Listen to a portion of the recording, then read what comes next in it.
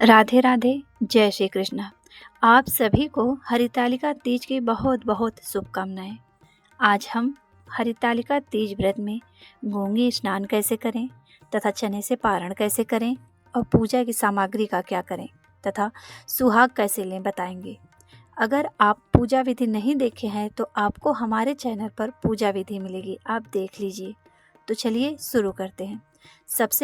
सबसे पहले हमें सुबह उठना है हरितालिका तीज वाले दिन 3 बजे। उसके बाद सरगिल अगर आप खाते हैं तो सरगिल खा लीजिए। खाने के बाद 10 मिनट बैठिए, आराम कीजिए। उसके बाद आप बिना किसी से बातचीत किए स्नान करिए। मतलब जो कपड़े आप पहन के जाएंगे बाथरूम में वही कपड़े फिर आपको पहन लेना है।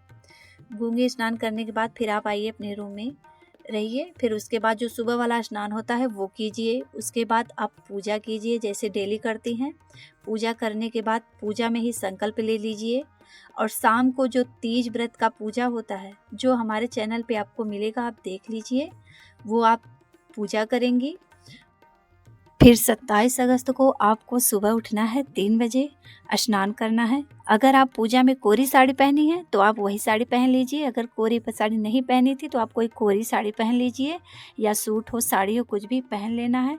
उसके बाद हमें भिगोया हुआ चना लेना है और 5-5 चना हाथ में लेना है। एक बार हाथ में 5 चने लेकर कहानी सुननी है। ऐसे हमें 3 बार करना है। 3 बार मतलब 15 चने से कहानी सुननी है, 5-5-5 करके। उसके बाद हम 3 कहानियाँ मंदिर में ही बैठ के ये कहानी सुना जाता है, सुनेंगे। और ये जो चना है आप इस चने को पानी में ही मतलब कटोरी करके पानी में ही सब रखिए। अगर आपके पास आसपास कहीं मतलब नदी हो तो आप नदी में उसको विसर्जित कर दीजिए। अगर नदी ना हो तो आप किसी गमले में डाल सकती हैं, या किसी मतलब बाहर निकलने में झाड़ी वाड़ी हो उसमें आप पिरो सकती हैं। तो यहाँ हम गमले में ही चने को डाल दिए हैं। अब चने को गमले में डालने के बाद अब हम गमले में पानी डाल देंगे ताकि वो चना पानी में ही डूबा रहे। अब हम यहाँ पे 5 चने हाथ में अपने ले लिए हैं जो हमें निगलना है, तो अभी हम नहीं निकलेंगे। इस चने को आप साड़ी के पल्ले में या अपनी सूट पहनी है तो उसको दुपट्टे के पल्ले में बांध लीजिए। अब हम यहाँ मंदिर में पहले सुहाग लेंगे माता रानी से।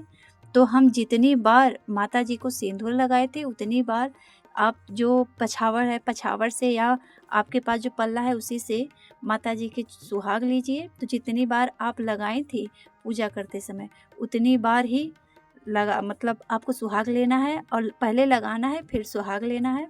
उसके बाद अब हम यहाँ पे सारी सामग्री को हटाएंगे। ये जो है सुहाग का, उसको हम अपनी सास को दे देंगे। आप इसमें से कुछ सामान अपने लिए भी रख सकती हैं। और ये जो चूड़ी मैंने चढ़ाया था माता पार्वती को मतलब उनके पास, वो तुरंत अपने हाथ में पहन लेंगे। ये प्रसाद भी हमने हटा लिए हैं। और ये कलश का जो पानी है उसमें ही सारा फूल डाल देंगे। और इसको आप किसी नदी में मतलब बहा सकते हैं। अगर नदी नहीं है तो आप नीम के पेड़ के नीचे इसको आप नीम के पेड़ में भी डाल सकती हैं। और ये फूल और जो शंकर भगवान को सब हम चढ़ाए हैं बेल हम विसर्जित कर देंगे। अगर विसर्जन के लिए नहीं है नदी तो हम किसी पेड़ के नीचे रख सकते हैं, ऐसे पेड़ जो पूजे जाते हों। अब हम जो अपने पल्लू में चने बांधे थे उसको निगलेंगे। तो आप ऐसे ही निगल सकती हैं बिना पानी के ही। और अगर आप बिना पानी के नहीं निगल सकती हैं तो आप पानी के साथ निगल सकती है। और ध्यान रहे चने को चबाना नहीं है, उसको सिर्फ निगलना है। ऐसे ही निगल जाए आप पानी के साथ। आपको हमारा वीडियो पसंद आया हो तो लाइक करें, सब्सक्राइब करें और कमेंट में हर हर महादेव जरूर लिखें। धन्यवाद।